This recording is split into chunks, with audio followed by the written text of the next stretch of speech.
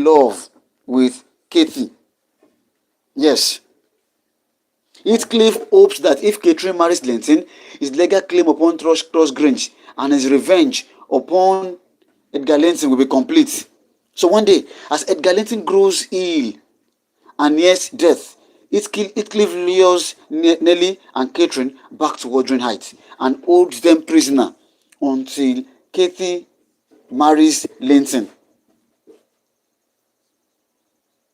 Soon after the marriage of Kathy, that's the young Catherine, and Linton, the sickly son of Heathcliff, soon after the marriage, Edgar dies.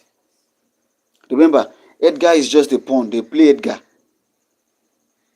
Heathcliff can play anybody to get what he wants. Edgar dies, and his death is quickly followed by the death of the sickly Linton. Now, you see, Heathcliff now controls both Wuthering Heights and Thrushcross Grange. He forces Kathy, the young Catherine, to live at Wuthering Heights, and that is the woman that you see in the opening chapter of Wuthering Heights. That's why I say this book has in media res. Things are done through flashback. Events start at a later stage, then they now take us back into what happens before that point. Heathcliff now controls both Wuthering Heights and Thrushcross Grange. He forces Catherine to live at Wuthering Heights and act as a common servant, while he rents Thrushcross Grange to Lockwood. Nellie's story ends as she reaches the present time. Lockwood, appalled, ends his tenancy. Lockwood does not like the plot, so he ends his tenancy at Thrushcross Grange and returns to London. However, 6 months later, he pays a visit to Nellie and learns of further developments in the story. Although Catherine originally mocked Hetton's ignorance and illiteracy. Yes, let me tell you this. Remember, the sole reason Heathcliff has returned to Wuthering Heights is to avenge all the wrongs meted to him. And Hetton is one of the people.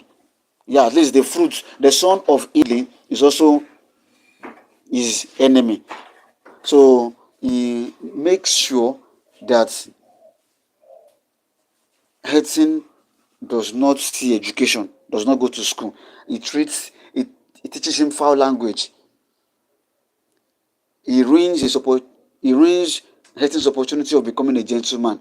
Teaches him foul language, doesn't allow him to be educated, makes him a very crude person.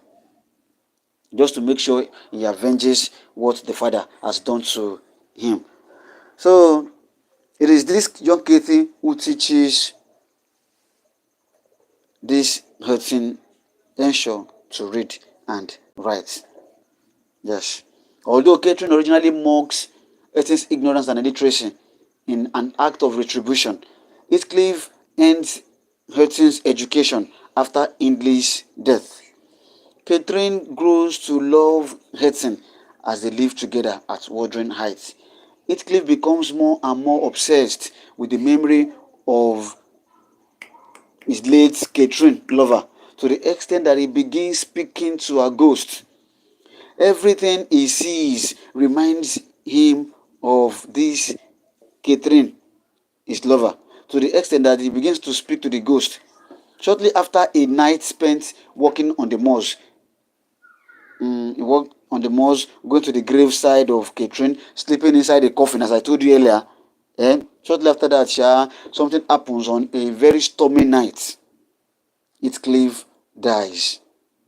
Hetton and young Catherine inherit Wuthering Heights and Thrushcross Grange, and they plan to be married on the next New Year's Day.